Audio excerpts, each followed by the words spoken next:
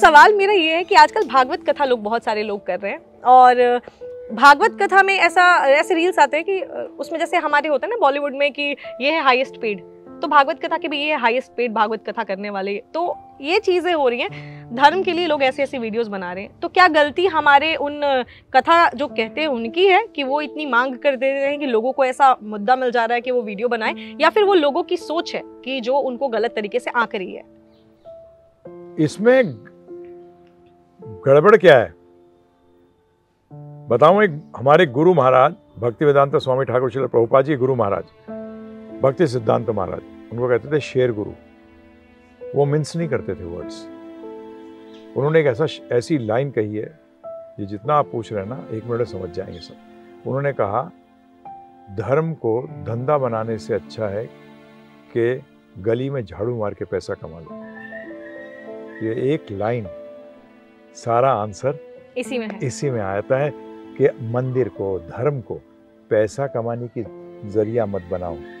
इससे अच्छा ऑनेस्टली क्या करके झाड़ू मार के मेहनत करके अर्थात मेहनत करके पैसा लाओ। You are will be better of.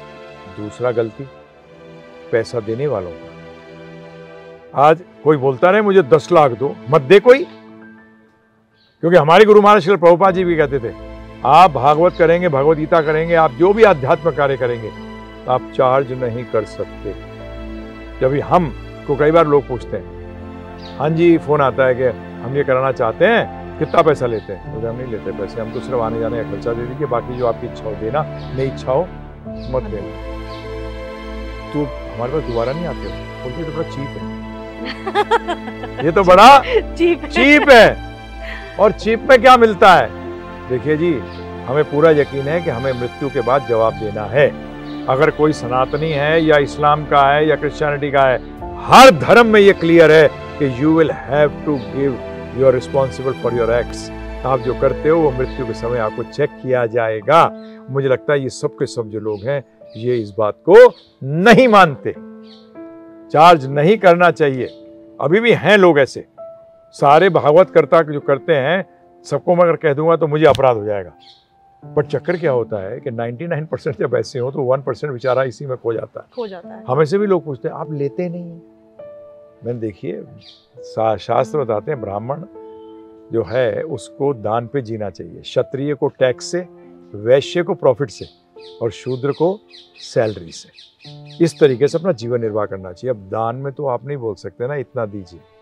मैंने आपसे तो नहीं कहा कि आप इंटरव्यू लेंगे तो इतना पैसा लूंगा तब मैं इंटरव्यू दूंगा, बिल्कुल भी नहीं। तो हम कहीं भी नहीं। जब भी कई बार लोग हमसे कहते हैं जब भी आप पॉपुलर नहीं हो रहे, क्योंकि लोग दे सी यू विद योर प्राइस। आपने जो कहा जितना प्राइस होगा उतना श्रेष्ठ है, ये कहाँ कह दिया? किसने कह दिया आपको? ये अध्यात्म में कहा। सुखदेव गोस्वामी जी ने जब परीक्षित महाराज को एक भागवत सुनाया था, उन्होंने तो एक पैसा नहीं लिया उनसे, हैं ये, और ये पता नहीं उनको उन्हीं की किताब को यूज कर रहे हैं और धनाधन पैसे के चक्कर में लग रहे हैं। अरे 1 मिनट पता लग जाना चाहिए जब वो कहे कि इतने पैसे चाहिए। चीटर है, स्पष्ट शब्दों में कह रहा हूं कि वो चीटर है, वो मूर्ख बना रहा है। क्यों आप इस चक्कर में पड़ रहे हैं? और दूसरी बात जो आपने पहला प्रश्न किया था उसी के संदर्भ में मैं एक चीज बताना चाहूंगा कि आप जाने कैसे कि ये व्यक्ति, देखिए गुरु तो कराटे का भी होता है, गुरु तो टेनिस का भी होता है। आप ये कैसे पहचाने कि ये आध्यात्मिक गुरु है? ये बहुत बड़ी प्रॉब्लम है। आज क्यों रील पे या किसी पे व्यक्ति क्यों मूर्ख बन जाते हैं? आध्यात्म बताऊं कहां से शुरू होता है? आत्मा से। अगर वो मन की बात कर रहा है या किसी चीज की बात करता है और वो आध्यात्मिक गुरु नहीं है। वो कोई भी गुरु हो सकता है, जेब कतरों का भी गुरु होता है। गुरु इज सच अ वर्ड कि जो जिस नॉलेज के अंदर हैवी हो, परंतु क्या ये स्पिरिचुअल गुरु है, आध्यात्मिक गुरु है? हमें उनसे कोई आज मोटिवेशनल गुरु, किस चीज के लिए मोटिवेट कर रहे हो आप? समझिए ना, पहले तो मोटिवेट किस लिए कर रहा है आपको? कहता सबके सब सीईओ बन जाएंगे। सीईओ कितने होते हैं कंपनी के अंदर? एक होता है, बाकी सब फेलियर है। क्या आप समझ नहीं सकते इस बात को? ये इसलिए मूर्ख बन रहे हैं कि उनको पता नहीं कि उनको चाहिए क्या। तो उनको पहली बात क्लियर होनी चाहिए कि बेसिकली ये जो आप बता रही थी कि ये छोटे छोटे बन गए हैं, इनको आध्यात्म का ABCD भी नहीं मालूम, क्योंकि ये आत्मा के ऊपर बात ही नहीं करते। और अध्यात्म शुरू होता है। आप बताइए इंग्लिश कहाँ से शुरू होती है? ABCD से। जी हाँ। और मैथमेटिक्स कहाँ से शुरू होती है? 1 2 3 से। अगर यही दो चीजें ना हो इंग्लिश पढ़ाने में, ABCD ना हो, तो वो अंग्रेजी होगी क्या? इसी तरीके से आध्यात्म में अगर आत्मा की चर्चा ना हो तो वो आध्यात्म है ही नहीं। और कोई भगवान नहीं होता। जो अपने आप को भगवान कहता है वो सबसे बड़ा मूर्ख बना रहा है लोगों का। होना तो भगवान था, ना है, ना कभी होगा। और आज बड़े बड़े लोग देखे हैं मैंने, मैं नाम नहीं लूंगा क्योंकि लोग मुझे बताते हैं कि वो कह रहे हैं मैं भगवान हूं, मैं आधा भगवान बन गया। अब मूर्ख बना रहे हैं। भगवान आधा क्वार्टर होते हैं क्या?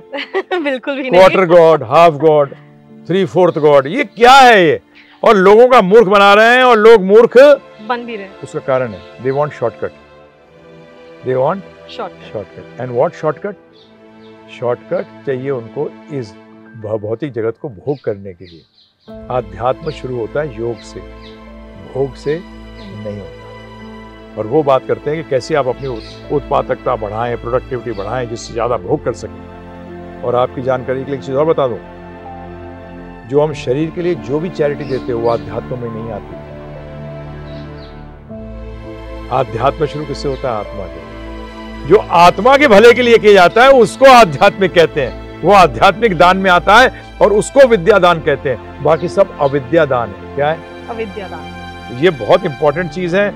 ये चीज व्यक्ति अगर समझ जाएगा तो उसको 2 मिनट में क्लियर हो जाएगा कि अरे ये जो बोल रहा है, ओहो। अब आप कोई क्रिकेटर सिखा रहा हो तो 1 मिनट पता क्या आता है? अगर आप क्लिप खोलें, बैट ऐसे पकड़ना चाहिए, स्क्वायर कट ऐसे मारते हैं, तो आप पता लगा क्रिकेटर कोच है। अभी आप क्या करते हैं? कंफ्यूज कर जाते हैं गुरु को, आध्यात्मिक गुरु को और भौतिक गुरु को। ये कंफ्यूज कर जाते हैं, जिसके कारण कि ये नॉनसेंस लोग जो है अपने आप को आध्यात्मिक गुरु बोलकर, भागवत में होता है। भागवत के अगर मैं 1 2 चीजें बता दूं आपको, ये कभी बताते ही नहीं भागवत वाला। एक ही चीज बता रहा हूं, भागवत में आया है वो व्यक्ति माता पिता पुत्र राजा गुरु या स्वजन, स्वजन में तो सब आ गए, बहन भाई पुत्री मामा चाचा ताऊ, सब बन ही नहीं सकता जो कि अपने पे आश्रित को जन्म मृत्यु से निकाल नहीं सके। ये भागवत कथा, ये भागवत में आता है, परंतु कोई भागवत आचार्य बताता नहीं, क्योंकि सारे माता पिता तो फेल हो गए। जितने बैठे हैं जो दानी, ये फेल हो गए। इन्होंने अपने बच्चों को दिया ही नहीं, इन्होंने अपने रिश्तेदारों को नहीं दिया, अपने भाई बंधुओं को नहीं दिया, दादा दादी फेल, तो पैसा कहां से मिलेगा? और भगवत गीता ध्यान रखिएगा, हर शास्त्र का एक श्लोक होता है, वो उसका चाबी है। भागवत का श्लोक बताऊं क्या है? भागवत का श्लोक है, एत चामसा कला पुमसा कृष्णास्तु भगवान स्वयं, कि कृष्ण आप ही स्वयं भगवान हो, बाकी सब आपके पार्ट हैं, या तो अंश है या कलाएं हैं, परंतु स्वयं भगवान कृष्ण आप हो। ये भागवतम का मेन श्लोक है। मैं बड़ा अजीब लगता है कि भागवत करने वाला पता नहीं देवी देवताओं की भी करता है बातें, कहाँ से आती हैं ये? जरा उन्हीं से क्वेश्चन करो कि आप भागवत पढ़ रहे हो कि कुछ और वाच रहे हो, हैं जी? कौन सा है ये मूल श्लोक तो ये वाला है, उस पे भागवत टिकी हुई है। अब बताइए, आप चेक करने का तरीका हो गया, 1 2 श्लोक में समझ आ गया आपको।